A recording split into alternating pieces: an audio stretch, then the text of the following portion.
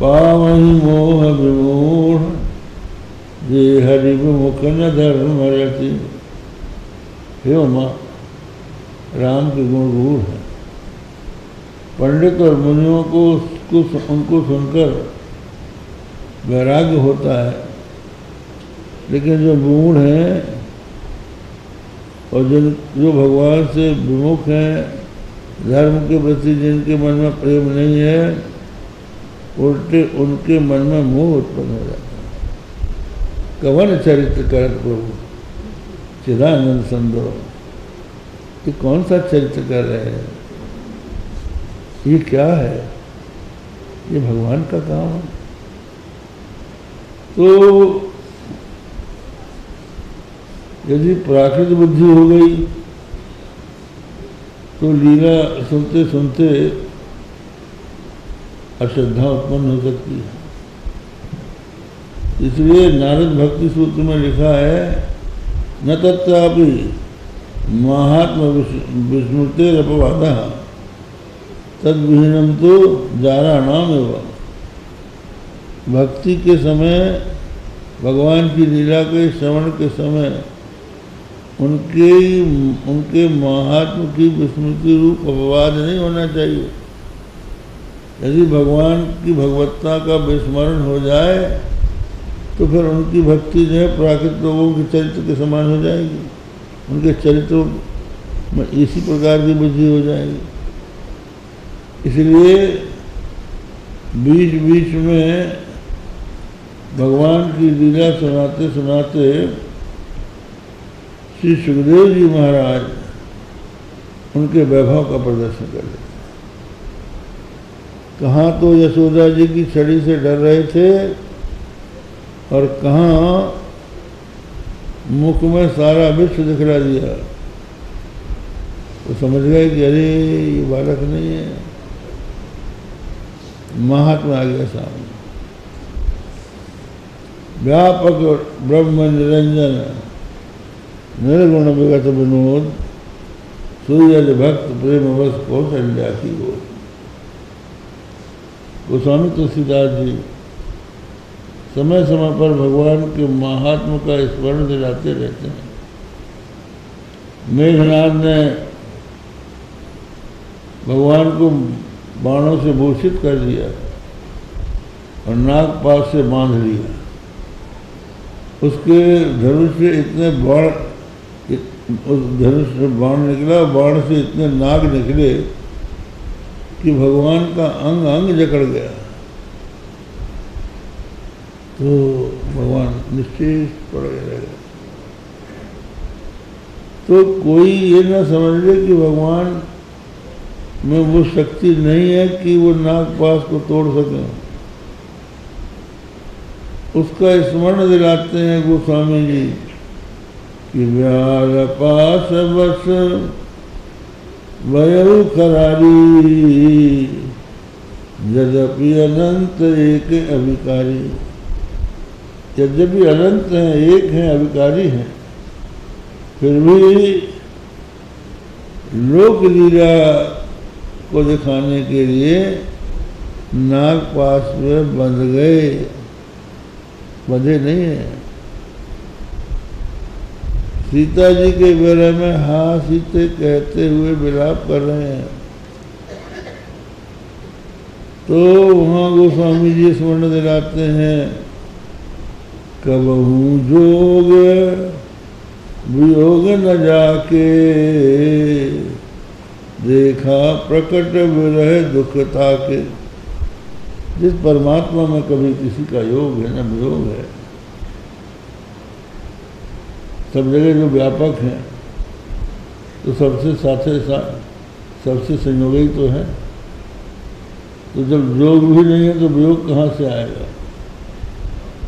लेकिन यहाँ वियोग जैसा दिखा रहे हैं, हाँ सीते कह रहे हैं। तो ये भगवान के महत्व को जब बताया, राजा परीक्षित ने सुना तो उनके मन में भावना आई कि ये नंद यशोदा को ये सौभाग्य कैसे मिल गया कि ये भगवान श्री कृष्ण की लीलाओं का दर्शन कर रहे हैं।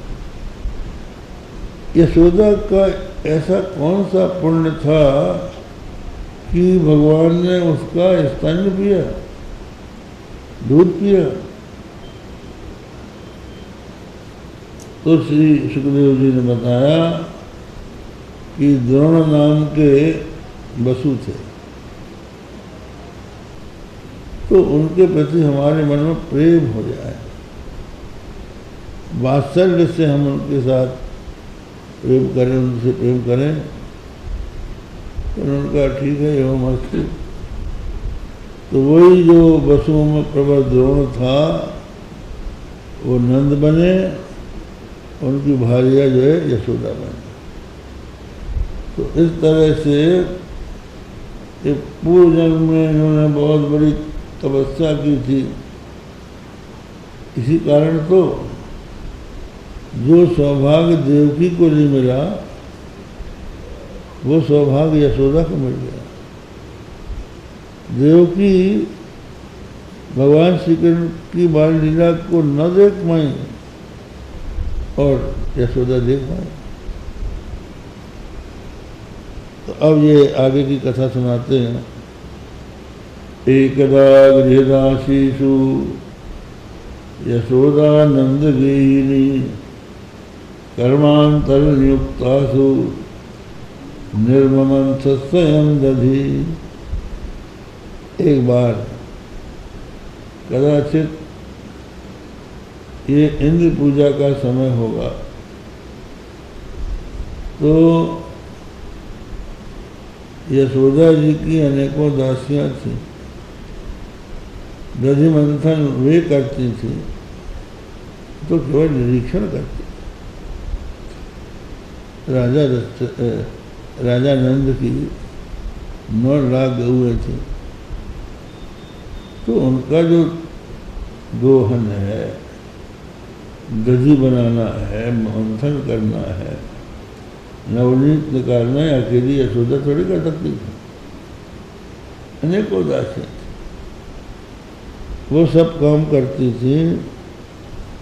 किंतु भक्त जो होता है उसको स्वयं सेवा करने में आनंद आता है, दूसरों की सेवा से उसको सुख नहीं मिलता। जब अपने स्वयं करता है तो सुख मिलता है। तो यशोदा नंद गेहिनी, नंद की गृहिणी यशोदा जो दूसरों को यश देने वाली है, वो यशोदा सब दासियों को भिन्न भिन्न कर्मों में नियुक्त कर दिया, तुम ये करो, तुम ये करो, तुम ये करो। अब सोचा कि मेरा लाल, मेरा बेटा इस समय सोया है, सोकर उठते ही हमसे कुछ भोजन मांगेगा, खाने को मांगेगा, तो मैं सद्य नवनीत निकाल लूँ, तो मेरे बेटे को मैं माखन मिश्री खिलाऊँ। तो इसलिए उन्होंने स्वयं दधि मंथन प्रारंभ कर दिया। निर्ममंथ स्वयं दधि, कैसे मंथन करेंगे? यानी यानी गीतानि तद्बाल चरितानि च दधि निर्मंथने काले स्मरंती तान्य गायतो। जो भगवान ने अभी तक लीला की थी, जो भी लीलाएँ की थी, उनका स्मरण करके वर्णन कर रहे हैं। मेरे लाला ने आज ये किया, मेरे लाला ने आज ये बोला, उन्होंने ये कहा।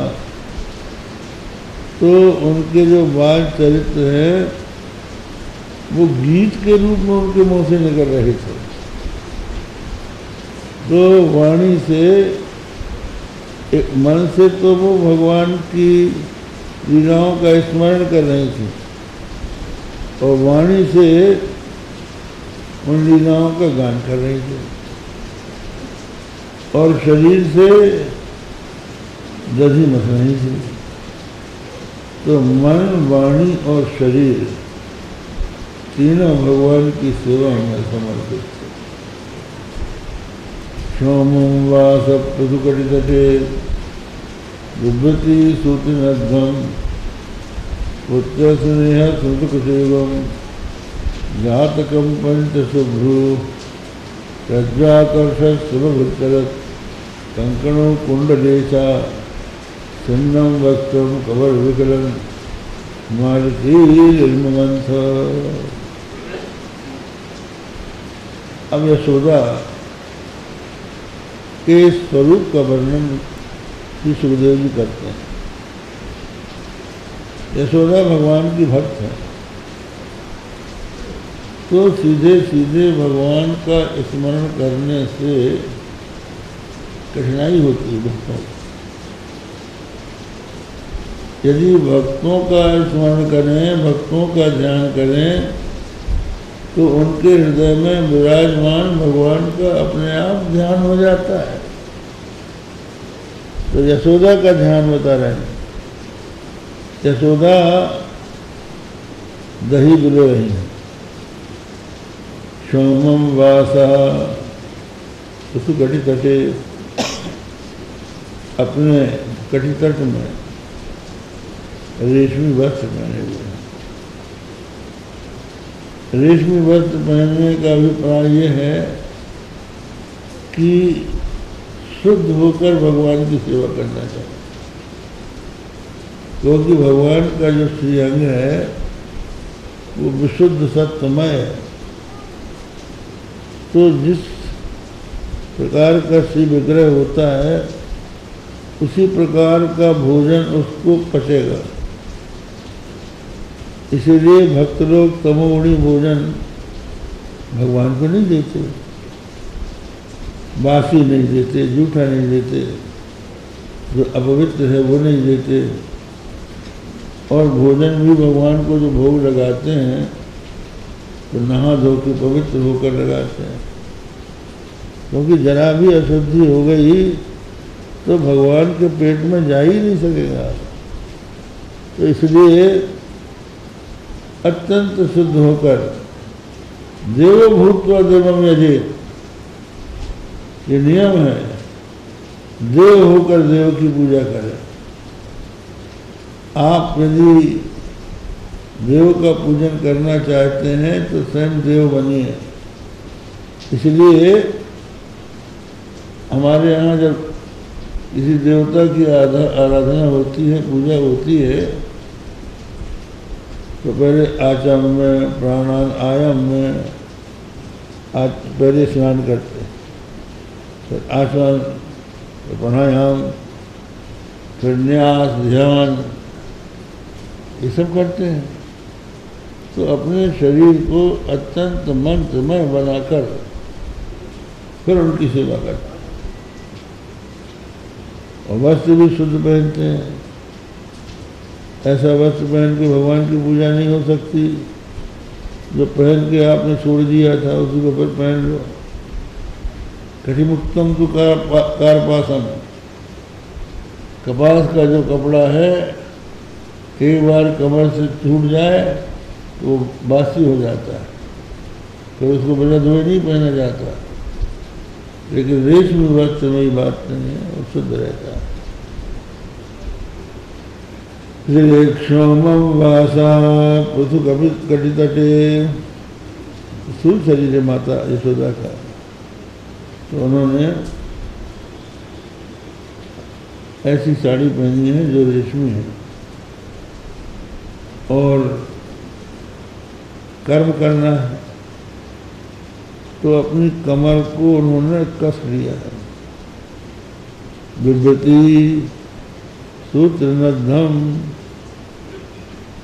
तो कस के भगवान की सेवा कमर कस के करना चाहिए।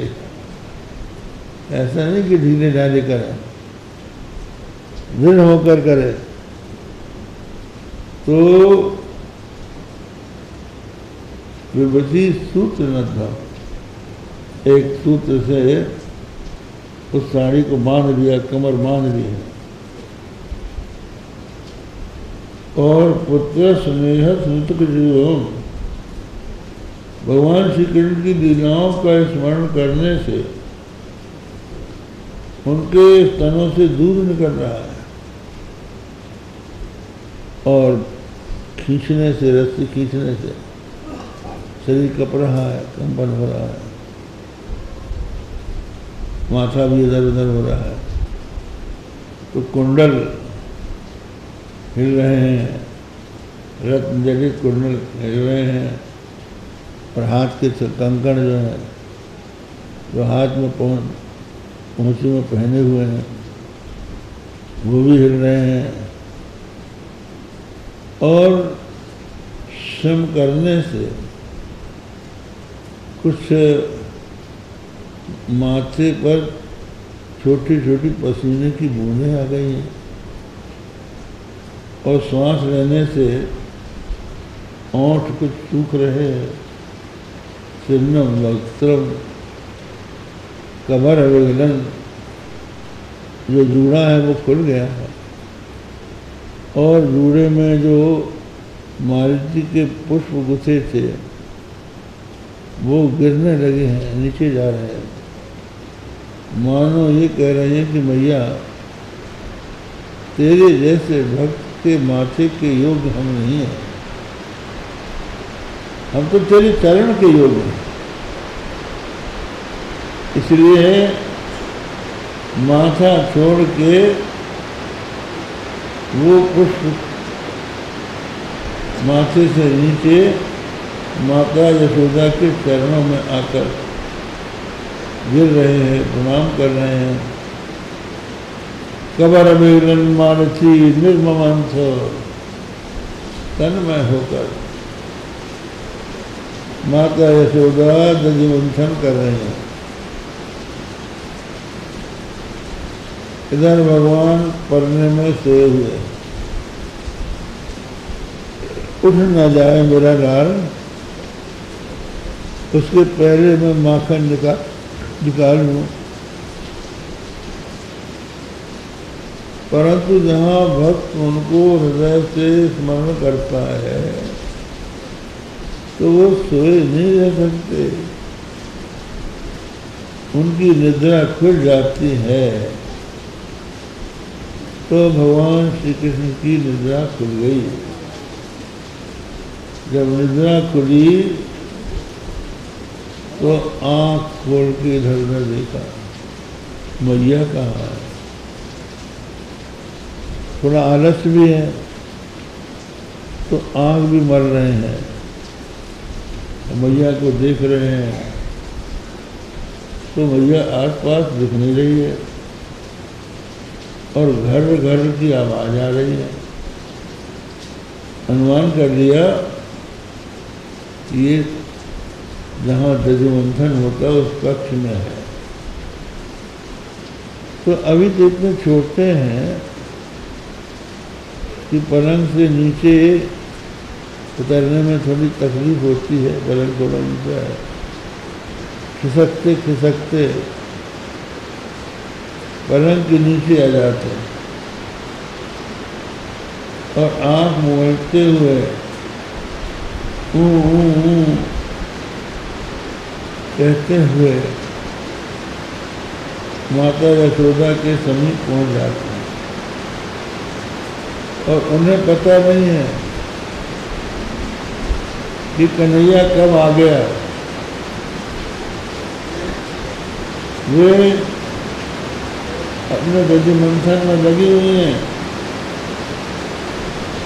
तो भगवान आ गए और वहाँ आकर माता यशोदा को रोक दिया। ताम स्तन काम आसाद्य मतनंतीं जननीं हरिं हरि धियत्वा दधिमंथानं निषेधत प्रीतिमावहन। स्तन काम हो गए, आत्मा राम पूर्ण काम परम निष्काम, परम ब्रह्म परमात्मा भक्त के प्रेम परवश होकर तन्य काम हो गए। तन्य माने स्तनों से जो दूध निकलता है वो स्तन है, उसकी कामना वाले होकर माता यशोदा के निकट पहुंच गए। और माता देख नहीं रही है, वो तो लगी है जैसे मंथन के लिए, तो मंथन दंड हाथ से पकड़ के रोक देते हैं, भैया बस साधन तब तक करना चाहिए जब तक मेरी प्राप्ति न हो जाए। जब मैं प्राप्त हो ही गया तो अब तू कब तक साधन करती रहेगी? मुझे स्तन पिला। और इतना ही नहीं, मंथन दंड पकड़ के उन्होंने उछलकर माता के गले को दोनों हाथ से पकड़ लिया और पैर जो है उनके नितंब में रखकर गोद में बैठ गए। अब तो माता यशोदा को